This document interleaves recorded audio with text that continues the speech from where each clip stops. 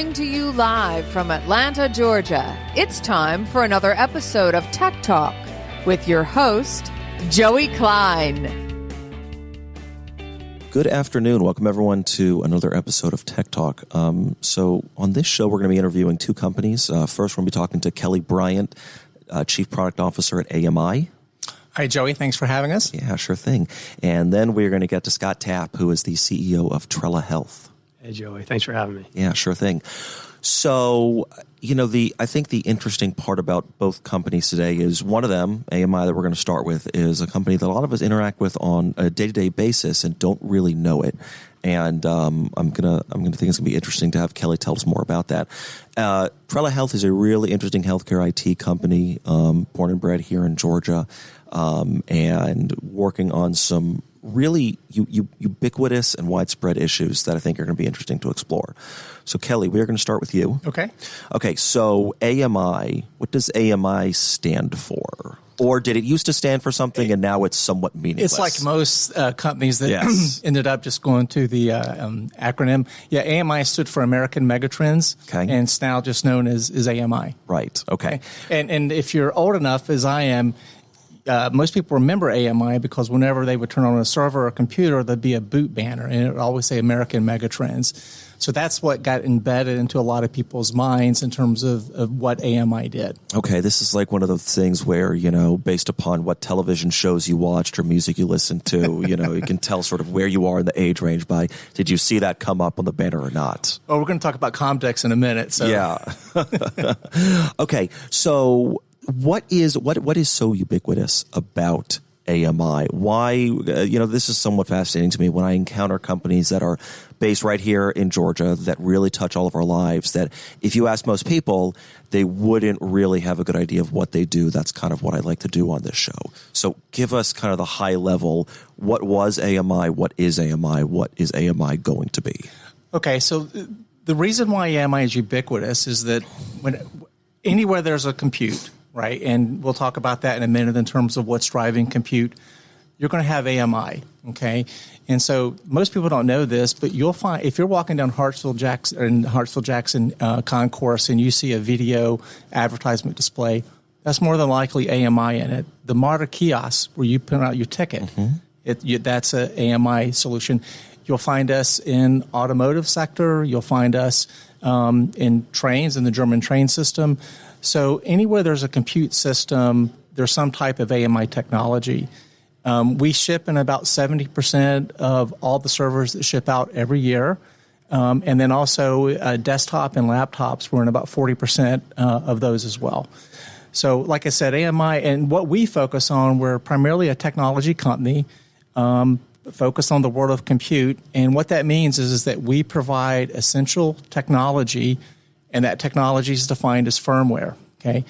And that firmware is going to let you do three core functions of three critical functions in a compute. The first is going to let you turn on your computer. There's some stuff that has to happen before your CPU can actually turn on. We're going to let you manage it, okay? So over the life cycle, and more importantly, we'll let you manage it remotely because a lot of servers, there's no one physically there, or it's deployed out on the edge somewhere or in a 5G tower. And then most importantly, we'll let it run secure, or we'll ensure that it runs secure. Given all the vulnerabilities that we hear about today, we'll make sure that nothing's tampered with that firmware, and if it has, we'll correct it. Okay, so let's take a couple of those examples. You talked about a kiosk, display at the airport. You talked about, a turnstile at a MARTA station. Are you selling your solution into a chip maker or into a hardware manufacturer, or both, and it just depends? It's both, and it just depends. The route to market. So let's back up and talk about the supply chain, because that really will show how we go to market. So in the days IT world, the supply chain is pretty complex, and it really begins with working with the silicon technology partner. And what that means is that when their CPU starts to turn on, it's got to have firmware. It's got to have something that runs it, which means that we have to be engaged very early in the development with an Intel, an Ampere, an AMD to bring up that silicon to make sure that we enable certain features and certain capabilities, okay? That gets designed in what's called sort of a playbook, if you will, a customer reference platform. And then that playbook is seeded out through the market. Okay, so anyone that wants to design in that system has a playbook. It says this is how you design it, this is the components you need, this is the software you need. Okay, now today, and especially in the server space, most everything comes out of Taiwan. That's where it begins, and it comes out of the original design manufacturers, or ODMs for short. They take that reference platform and then they design multiple SKUs of that. Okay, so we partner with the technology partner on the silicon, and then we sell sometimes directly to the ODM because they are manufacturing the motherboards and the systems that then get deployed out in the industry. Now, those get shipped to the what we call the point of use market. These people that are actually using it. So think of big hyperscalers. Okay, think of your Fortune 1000 companies, right? Those are the end users of it. And so we'll also work directly with them because sometimes they need some customization, or they want to actually design their stack themselves, and we'll partner with them. So we really have a three-pronged approach in terms of how we go to market and how we ship it. The kiosk ships into the embedded market, and the embedded market is a set of manufacturers that really focus on a specialized type of server. It's a ruggedized server that can withstand temperature, heat, ruggedized environment, small form factors, and then they will develop it for general use case market that gets deployed, like I said, all over the market. Okay. So we're talking about a critical piece of technology that we interact with on a day-to-day basis, whether or not we know it. This sounds like, what am I trying to say here?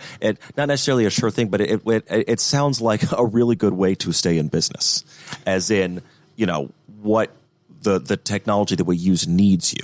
So you, as the chief product officer, you come on board to build a product group. And I guess my question is, okay, we have technology that is used all over the place in many different types of functions. Your job as a product guy, are you there to ideate on new products, to increase the bandwidth of existing products, to get into new markets? What's the charge on your end, given that part of this, I'm sure, sells itself? So yes, to all of that. So the way I conceptualize chief product officer is my team's job is to come in and to develop a product vision based on the CEO's mission and what we want him to do, okay? And then to execute on that vision. And that vision includes existing markets, making sure that we stay relevant in there, going into new markets, into new market segments, and then developing or building completely new capabilities. But these are all aligned under sort of a holistic product family, if you will. Everything needs to sort of have a purpose and fit in place. And that's that. I strongly believe that the product portfolio needs to have a narrative and a story of what is it there for, and what's the value to the customer as well. And so you've been with AMI for what, maybe a year and a half or so? A little over a year, but okay. It feels like 20. And the reason for that is that so I moved down from New England to run a division of AMI that got sold to LSI. LSI is now known as Broadcom. Yeah. So it was the MegaRay division. And we'll talk in a minute about this, one of the superhero powers of AMI. But AMI was really the first that pioneered that market. It was firmware for RAID, which basically is how you protect your disk to make sure you can keep your data. Okay, every Dell server today, which would have a PERT controller, is a MegaRAID card. Okay, NEC, Lenovo, and so forth, with the exception of HPQ. So when I moved down, I took that team, and that team has the same culture, the same philosophy on how they support the customers, and of course, we knew a lot of the same people. So when I joined AMI, we knew the same customers, we knew the same sort of focus on innovation. And so it was like just sort of coming home again. Yeah, that's it's interesting where our lives take us. Small world. Yeah, really. Yeah. So, but this is very much kind of a new phase in AMI. I believe that there's a new owner involved, correct? Yeah. Okay. So the original founder, and so let me back up for 1 second. So the way AMI started was one of our founders was at Comdex, and if you're as old as me, people remember that was the show that everyone went to for electronics, for PC, and so he was there for design services. and they had developed motherboards. So this young man came by and says, "Can you develop a 386 motherboard," which had been very cutting edge at the time, the 88 386. Well, that gentleman was Michael Dell. So Dell was our first customer, and that really sort of bootstrapped the entire company. Now AMI, like I said, their superhero power in my mind is the ability to recreate themselves over time, to be able to understand when inflections are coming in the market and then how to address them. So AMI got out of the motherboard business whenever that market started to shift over to Taiwan. And that's when they began to focus on sort of the firmware element of what makes your computer run, okay? And then, like I said, so then they developed the firmware that lets you power up your computer, the firmware which lets you manage your computer, and then most recently we announced something that lets your computer run secure. And then, like I said, the RAID that they did was firmware, but whenever the market started to shift to sell that, the deployment mechanism was through a host bus adapter. They didn't really want to do that because that was not their core values. So original founder finally retired, and so we got bought by a private equity firm called HGGC. And people that may not know that company, Steve Young is a president of that company. And so we are really a 37-year-old startup company right now. We are in growth mode, and part of that is that everybody knows with the pandemic it really lit a fire in everybody's digital transformation. So we're growing like crazy. There's new adjacent products that we're going after. When you look at sort of how the market's evolving, how IT is transitioning, firmware is going to take a much more central role. And when you look at how it gets used in the data center, there's things that you have to do that only AMI can do to support the customer. Well, I imagine that the data center world is quite a target-rich environment for you. Well, yeah, like I said, when I was at LSI at the time, the thing that drove the market was the OEMs and the Fortune 1000 companies. The change when I came back is now it's all driven by the hyperscalers, and that just has to do with the fact that that market is so much more relevant now. If you look at sort of how workloads are trending, how most of the enterprises have moved, their enterprise applications to the cloud, the hyperscalers continue to grow and to grow and grow. And actually, if you look at reports of the total units shipped, there's a crossover point between the number of units that all the OEMs ship versus the hyperscalers, and that inflection point is now. And is that one of the product adjacencies that you're referring to, the work with hyperscalers? We've always worked with hyperscalers, right? So again, when we sell into the ODM market, it will go as a commodity off-the-shelf server, and then it gets used in a lot of general applications. And the cloud service providers, like any data center, are providing workloads that run on generic hardware. Okay. So you have always been a product guy yourself. What is it that appeals to you about that world and that function? Yeah. So I did start life as an engineer. I did it for a couple years. But for some reason, I gravitated towards the intersection between customers and business and technology. And for me, I wanted to learn, how do products get designed? I mean, how do they get defined to begin with, right? How do you solve customer problems? How do you create a business? And so the nice thing about that intersection is that you can be as technical as you want. You need to be somewhat technical because you have to translate requirements from the customer so that the engineers can then take that and then build a product. But you get to work with finance, you get to work with sales, you get to work with marketing. So it lets you be a generalist, if you will. And maybe you're a master of none, but it's still an exciting area.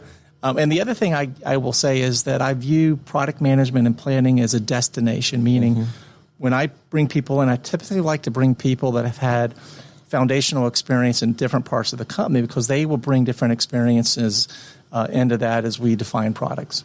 How do you balance the need for technical expertise and business expertise on your team? So no one person can do it all, right? So you like any team, right? A baseball team, you have a catcher, a pitcher, infielder.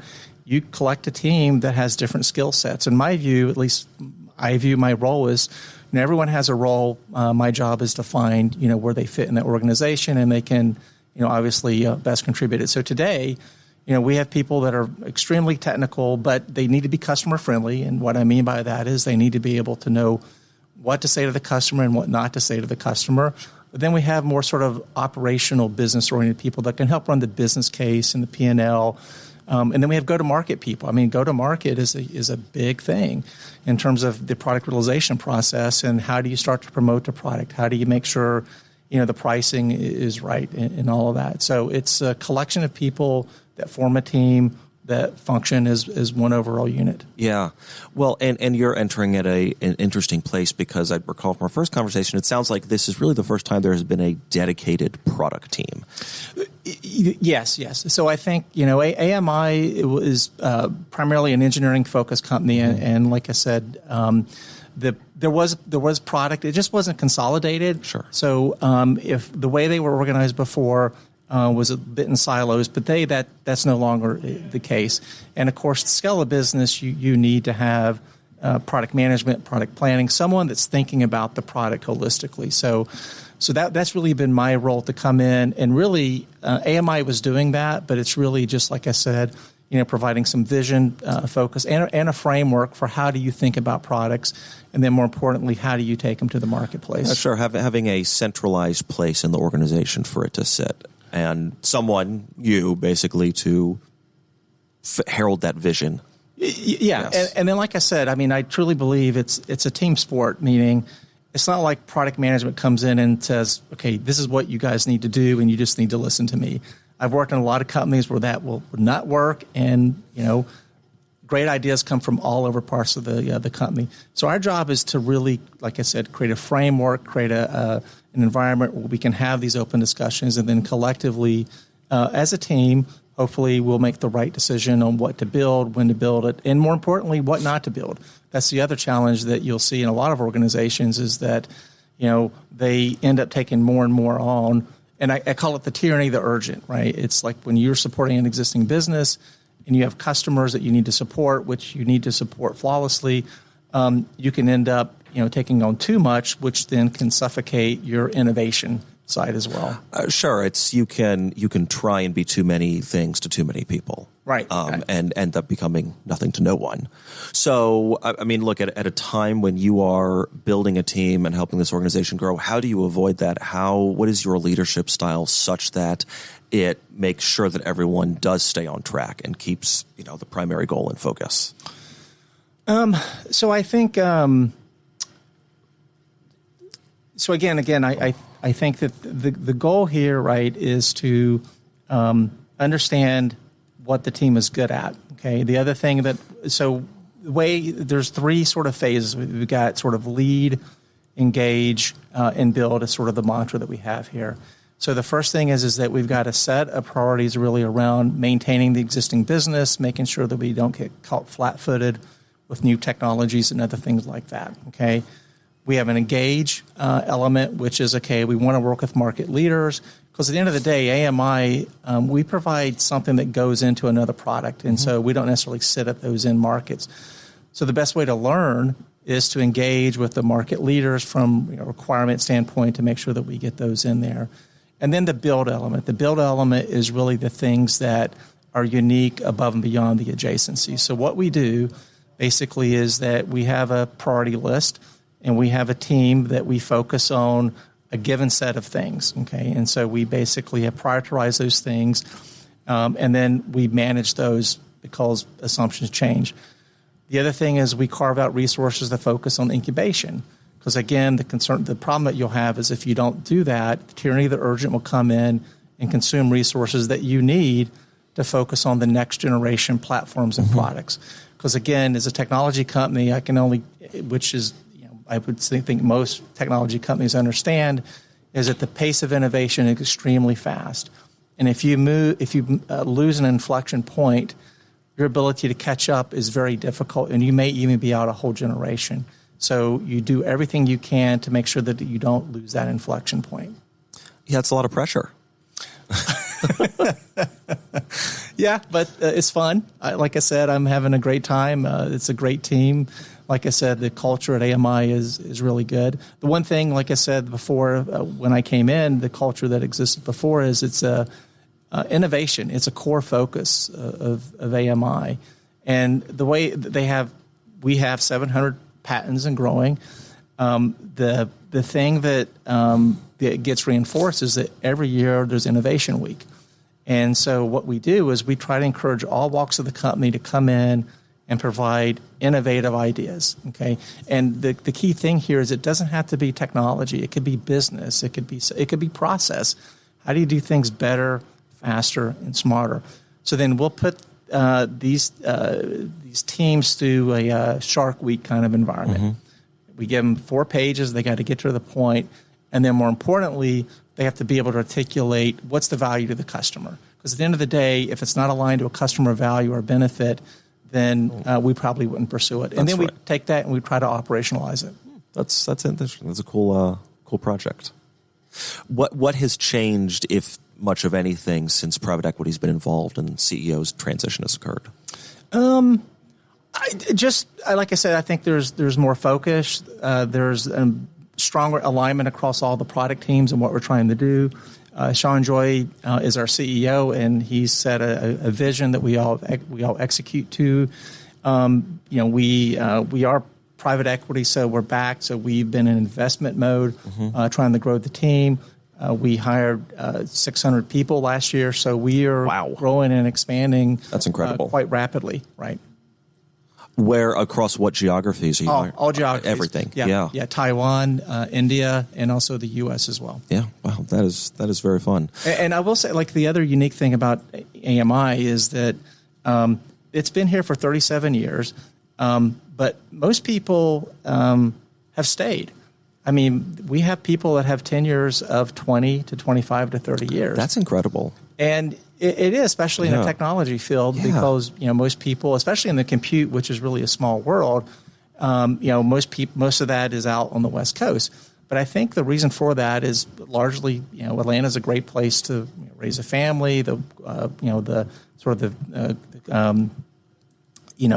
environment here is great. The university, the transportation system as well.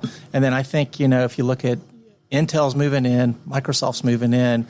They're only finding out now what a lot of tech companies in Atlanta have known for a long time. Yeah, that's right. Secret's out. This is a great place to come and to recruit and to grow a business. Yeah, it is. So what do the next 12 to 18 months look like for you? What's the big goals for the team other than just, Security, and then making sure that that our solution in the data center is easy to manage, it's easy to secure, it's easy to orchestrate. Like I said, when you look at sort of where the IT industry is going, back in the 90s, early 2000s, it was the enterprise data center. They are basically consolidating and building out these huge enterprise data centers toward these workloads. Mid 2000 to early 2000s to mid, you had the emergence of the hyperscalers. So AWS initially, most people didn't want to put enterprise applications out there. Now that's common. SAP, ERP are out there. So as you move in the so today, 90% of all data that is created and processed is done in that core data center. By 2025, 70% of all data created is going to be out on the edge. And the reason for that is if you look at all these connected devices, autonomous driving, manufacturing 2.0, all these things are generating a ton of data, it's streaming data, and it has to be analyzed at the source because you can't transfer it over and analyze it in real time. You're driving a car which is generating a lot of data. You can't afford a delay in terms of making an intelligent decision. Right. So you have to compute to wherever the data is being generated, and data is growing like crazy. And so that's a big focus of AMI as well, in terms of making sure that we provide solutions and capabilities that are optimized for that environment. That's great. That is super interesting. So if anyone listening wants to learn more about AMI, what's the website? Where should they go? AMI.com. AMI.com. Right. Yeah, easy enough. Great. Kelly, thanks a lot for coming on and telling us your story. Thank you so much. Appreciate it. Sure. All right, Scott, you're up. Thanks, man. That was awesome. Thank you. I always love learning more about product organizations. I had a lot of questions, but I'll wait till afterwards. Well, yeah, we can. That's kind of part of fair. That's kind of part of the fun of this. That you guys get to meet and hang out as well. Yeah. Yeah. Right, yeah. That's great. So you have an interesting story as well, just in terms of your path to Trella and just kind of what your operating procedure has been, company to company. Maybe give a little bit about your background and how you started, and what your MO is and what's going on at Trella. Yeah, well, that's a lot. I know that'll take us through at least a couple minutes. Quick background. Yeah. Well, first of all, I'm from Atlanta. Okay. 6 generations, and never, other than being in the Navy, kind of found myself here most of the time, and traveling, of course. I started in investment banking and the finance side, and then in the venture business, working with a couple family offices, investing in companies, which I loved. But I wanted to sit on the other side of the table for a while and just become, get some operating experience. And so in 2004, I decided to do that, and it's been 18 years of operating experience. Yeah. And it's been fun. So we built a pretty cool communications company, public company. We ultimately sold. I was the general manager of the SaaS business there, and 24 acquisitions and a lot of growth in the business, which was great. I then was recruited to be CEO of another software company. Then I was managing director for a strategic consulting company, kind of focuses or competes with Bain and McKinsey on go-to-market execution. And then decided to take on for the first time a fairly early stage growth company, another SaaS business, but Trella Health, and it's been super exciting. And so what the decision to take on a business that was a little bit of a different profile, both in stage as well as industry from what you'd been involved in, was it, hey, I want a new challenge, or was it, this business is just so compelling I can't look away from it, or was it some combination of those two? Yeah, it's definitely a combination, but it's also a strange time. And so most of my career has been on the road, building, growing regionally, expanding internationally, launch in India, whatever it may be.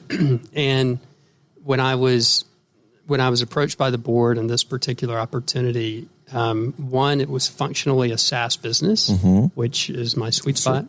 But one thing I had not done is spent time in healthcare, and just digging in the diligence on the company and understanding more about what they're doing. It was real appealing. Not only that, what was really appealing was the fact that they're based right here in Atlanta. And you could stay put for a little while. You could get your hands around, 60 people is a fairly early stage company. And so that's why I decided to do it. And interestingly, started April 1st, April Fool's Day, in the middle of the pandemic, right when it started. So 2 years ago. But it's been fantastic. We've had just a great ride, and things are going quite well. That's great. We're going to get into that. So give us the headline of Trella Health, and let's not bury the lead here. What's the goal of the organization? Yeah. So, the headline is really a data insights company that helps the healthcare world understand what's going on in their markets. Okay. And we have access to, and we focus our time on the senior care population, 65 plus. We have access to all of the claims that they file and process. And we take those claims and we watch these people move longitudinally throughout the care settings, from one doctor to one hospital to one place at a time. And we can track everything that's happening with them. And we learn a great deal from that. And we turn that learning into insights that we provide back to the providers, the providers of the care, to help them improve performance and help them improve outcomes, and hopefully lower costs at better outcomes. Well, and look, I think whenever anyone talks about healthcare, they talk about the 17% of GDP that our healthcare spending takes up, and what do you do about that, and how do you manage that, especially with a older population that is going to use up a lot of healthcare? The number that you gave me in terms of what value that takes up of the $4 trillion spend, I guess I shouldn't have been surprised, but it is quite large. It's 1.5 out of 4? Not quite half of the spend is in that world, and it makes up about 20% of the U.S. population. The 60 plus of about 360 people. There's 60 million, so it's about 20% of the U.S. population. But understandably, as you get older, it costs more and care is needed more and comorbidities happen. And that's just where a great deal of the cost is. The cost of healthcare in the U.S., in my opinion, is never really going to go down, right? Population's growing, technology innovation happens, things are more expensive. But the challenge is figuring out how to care and provide optimal care at a better price with better outcomes. Sure. Which in turn is targeting waste. Especially for the population that is using the most care. Yeah, exactly. Yes. Exactly. We were just talking about this morning. There's about $26 billion of waste that goes from a hospital to when you leave a hospital, knowing where to go and what to do next is a gap. When you say waste, let's define exactly what you mean by waste. Well, people end up in the wrong place spending money on things that they shouldn't be spending money on.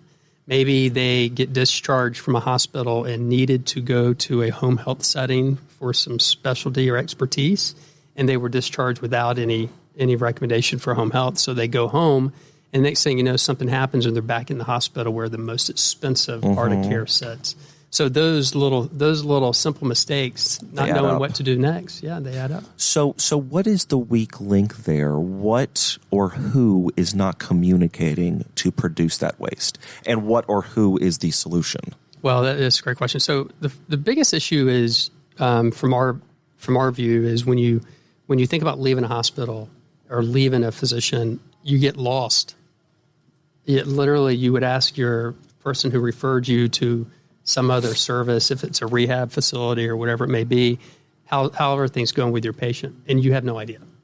It's just the visibility, as people say, going from acute or the world of the hospital to non-acute, meaning post-acute, where they leave the hospital, they have other services. There's no clear way of figuring out who's going where and how they're doing, and the communication gap. Everyone's on different systems, or on different infrastructure, different platforms. They have different insurance providers. Sure. I mean, you can imagine it's just very complex. Yeah. But okay, so yes, I think anyone, whether you're old or young, who has interacted with the healthcare system can understand this. We've all seen it in our own lives. Look, especially in an emergency setting, there's just churn. Doctors churn through patients. It's on to the next. And it's, I'm not saying it's right. It's somewhat understandable how the outcome occurs. Okay, so then we have your technology that is designed to reduce, alleviate, get rid of some of these problems. How does the technology interact with healthcare providers in order to get that outcome? Yeah, it's a great question. So our focus has been on what we consider the post-acute market. So you leave a hospital, and what happens to that person in care? Before our data and insights came out, you have no idea. So you have all these post-acute providers who are providing care. They don't know what their competition looks like. They don't know how they're performing as it relates to cost and readmission rates back to hospital compared to their competition. They don't know what physicians are referring patients to what location in their geography. And the challenge with that being that maybe you, as a post-acute provider, have a specialty. Maybe it's cardiology, some sort of cardiology specialty is something you provide, where they're sending patients to the wrong place. What our insight has done in the post-acute world is it's given them enough market data to see their competition, to look at their performance, to look at their readmission rates, so they can really raise the bar against the rest of the market. And that's what we're trying to do, because ultimately that competitive nature is going to improve outcomes. Sure. So the insights alone, a great example, I'll give you just some simple ones. If you were to leave Grady and be referred to a skilled nursing facility for maybe you had a hip surgery and you need to go for 30 days for rehab, they're going to possibly send you to 3 facilities. But what Grady doesn't know is which one is the best facility, which one has the lower cost of care but better outcomes, meaning they have lower readmit rates back to a hospital. And we found in our data, in our insights, that you could send a patient to skilled nursing facility 1 that costs $30,000 of service, and the same patient would go to skilled nursing facility 2, and it would only cost $17,000, and they would have better outcomes. that transparency is what we're trying to provide. So now we're getting a little off track here because I'm curious about this. So let's take those skilled nursing facilities. Okay, so from a pricing perspective, I understand that your technology also allows them to see how they're doing next to competitors. When those skilled nursing facilities are pricing their services, is it in a vacuum? How does one in a similar geography charge 17 and one charges 30 in this example? It's not the way they price, it's the services they're providing. So maybe they're doing something and keeping a patient longer. Maybe it's something around they've done something to have the patient go back to the hospital. Sure. And they weren't taking care of a symptom that was happening. They're simply not using as much care. Yeah. Okay. In the right way, exactly. Yeah. Sure. Most of the time, the procedures being paid for by Medicare, they're all set. They're all set fees. Sure. Okay. That's right. We are talking about the over 65 crowd. A very high percentage of them are going to have Medicare or Medicaid, I imagine. Exactly. 95+%. Okay. And so what? The rest of them are just those who choose to pay for some sort of supplemental very additional. Few, very few, but maybe commercial you would want to buy or something. Yeah. Okay. Okay, so it's a really, really big market and a really big problem. And especially when you're at your stage of growth, it's very important to focus and not try and be everything to everyone, as we sort of discussed with Kelly. So how do you keep that vision now? And how do you guide a team to be laser focused? Because I imagine, as I'm thinking about this technology, it can probably apply to a lot of different areas of healthcare.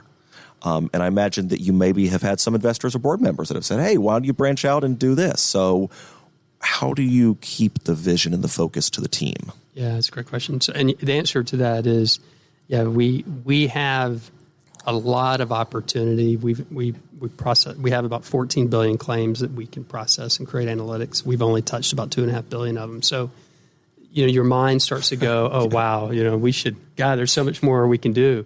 But the reality of it is, we have to just stay focused. And the way we do that is we implement and have implemented, I started it 2 years ago, Rockefeller Habits, where just some simple scaling up methodology where you can sit back and say, okay, where is our priority? How is everyone aligned? Are we doing the right things every day and every week to make sure that we're hitting those simple goals? And when it comes to ideation and when it comes to things like, hey, we can go do this and we can go do that, that's great. But it's really just executing on what our plan is. And, you take all these ideas, and as a chief product officer, you would know better than anyone. You get them from everywhere. Everyone has an idea. But it's where you channel your energy and then just make sure you're staying focused. What has been, again, this is so clearly SaaS veteran, but first-time healthcare company. What has been the most interesting or something that you just didn't think you would encounter in healthcare? That obviously we all interact with the industry, right? You have not interacted with it necessarily from a professional technology standpoint. What surprised you the most? Wow, it is complex. Yeah. And as much as I'm so curious, I'm reading every day. I learn every day. I talk to people every day, and it's amazing how much you can keep learning every day. And that's what's so fascinating and wonderful about this industry. And even in the small area that we're focused, not even, we're not in life sciences. We're not in devices. We haven't even touched. We're just in a segment of senior care. Segment of a segment. Yeah, totally. And it's really fascinating. So that's been, I don't know if I'm surprised, but I think it's been really fun. Look, here's the thing. That's for intellectually curious people, that's how it works, right? The more complex something is, the more fascinating it tends to be, because you go down a rabbit hole and, then your decision tree just kind of keeps adding limbs onto it. Never ends. Yeah. Yeah. Okay. So you've been with the company for 2 years. And obviously it's sort of an odd time to join a company, but at the end of the day, being with a company is being with a company, right? You hire people, you build on a vision, whether it's COVID or not. That's what it takes to build a company. But I am curious, this being your fourth time as an operator, and it sounds like the smallest organization that you've led. So what have you learned from the other three that you've brought to this one? Different things from all of them. Yeah. But I think nothing shocking, nothing that really should surprise anyone. I think as you build like one of my first companies, we went from 70 to 600 million in the 10-year period and public and then sold. And, with that comes a lot of change of 500 employees to 2,500 employees. And the management that you need to develop to run a company at one size to the next size is probably what I would argue where I spend more of my time than anything else. Developing people, developing their careers and watching them and finding the right people and knowing, when they're right and when they're not. So that's something you definitely you bring. I think the other thing is I've been fortunate to have scaled some companies. So when you get to a small business where you have a lot of maybe people who've done things for the first time, I have a lot of first-time VPs. Yeah. Right, and they're so ambitious and driven. It's exciting. It's really fascinating. Yeah. And being able to help them and weave through decisioning and how to scale the business, those are the things that I think you can add to. And then fundamentals around being a data-driven. We are a data company, but we have to run our business with data and leveraging data and analytics on how you're making decisions internally, things like that. And I would say the last thing for me is the two things that we've been successful in the companies I've worked with is one, customer-driven innovation, not creating ideas in a vacuum, really listening to our customers. So we immediately created customer advisory boards, and we're out in front of them all the time, and we love it when they drive our innovation. Well, so that's an interesting point. I remember this from our first conversation. I think that I'm forgetting the order, but you'll of course correct me. The CRM and the data, I forget which one came first, but I believe that one of them was a result about feedback that you were getting from customers, right? Yeah, that's it. So we started as a data insights company, and as we over the last couple of years, just talking to customers, they kept saying, "Wow, your data in our CRM is so effective. Could we get both of those from you?" So, we leaned in and we started looking at design and build efforts, and decided at the same time we had a competitor who was in data but also had a CRM, so we bought them to go faster, and it's been a great transition. So, is there anything else like that that's on the horizon that you can talk about in terms of just new products, new markets? What does the next 12 months look like for y'all? Yeah, well, we've got a number of acquisition thoughts, but nothing I'm probably going to talk about right now. Sure, we'll have you back on to talk about those. Yeah, we believe this industry. And there's a lot of potential to integrate data insights into workflows and help decision paths. So CRM's just one of many for us. And as we've scaled, we've got great financial support and backers who have a lot of dollars that they want to invest and to help us keep scaling. So M&A is definitely on in our mind. Okay.